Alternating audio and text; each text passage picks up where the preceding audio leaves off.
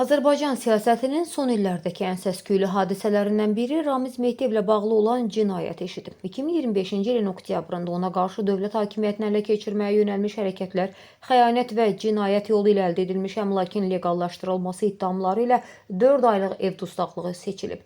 Cinayət işi onun 10 illiklər boyu qurduğu şəbəkələrin hüquqi qiymətləndirilməsi baxımından dönüş nöqtəsi sayıla bilər. İndi cəmiyyət üçün onun kimlərlə daha yaxın olması maraqlı görünür. Bu məqamda ortaya yeni bir ad da çıxıb. Heydər Əsədov. O 2013-19-cu illərdə Kənd Təsərrüfatı naziri, 2019-cu ildən sonra Azərbaycan Dövlət Dəniz Akademiyasının rektoru olub. 2024-cü ildə keçirilən növbədənkənar parlament seçkilərində 51 saylı Şirvan dairəsindən Milli Məclisin 7-ci çağırış deputatı seçilib.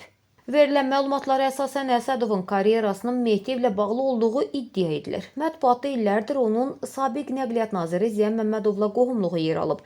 Ziya Məmmədovun isə Ramiz Mehdiyevlə əlaqələri artıq kimsəyə sir deyil. Ziya Məmmədovun qardaşı Elton Məmmədovun Ramiz Mehdiyevin AMİA prezidenti olduğu zaman elə akademiyada ən yüksək vəzifə alması bunun göstəricisidir.